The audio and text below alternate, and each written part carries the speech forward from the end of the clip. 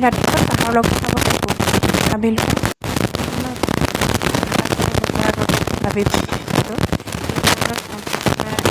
অলপ আছিল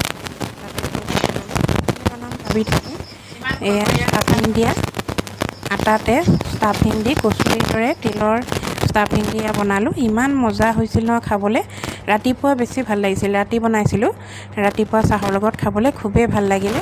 তাৰপাছত ভাবিলোঁ আপোনালোকলৈও ভিডিঅ'টো আগবঢ়াই দিওঁ। মই অৱশ্যে ভিডিঅ'টো কৰিয়ে ৰাখিছিলোঁ, যদি ভাল হয় আপোনালোকলৈ দিম আৰু যদি বেয়া হয় ভিডিঅ'টো নিদিওঁ। সেইটো মই নিজেই মনেৰে ভাবি বনাইছোঁ। যিহেতু আটাখিনি অকণমান নিমখ সানি এয়া আটা দেখিছেনে, আটাখিনি নিমখ সানি অকণ পানী দি এয়া তিল গুড়ি কৰা তিল ইয়াতে গুড় সানি লৈছোঁ আৰু এয়া আটাখিনি ধুনীয়াকৈ ৰুটি বনাবলৈ মাৰা দি মাৰি লৈ অকণমান পিঠাগুড়ি ওপৰত দি দিছোঁ খচখচীয়া হ'বৰ কাৰণে। এয়া মই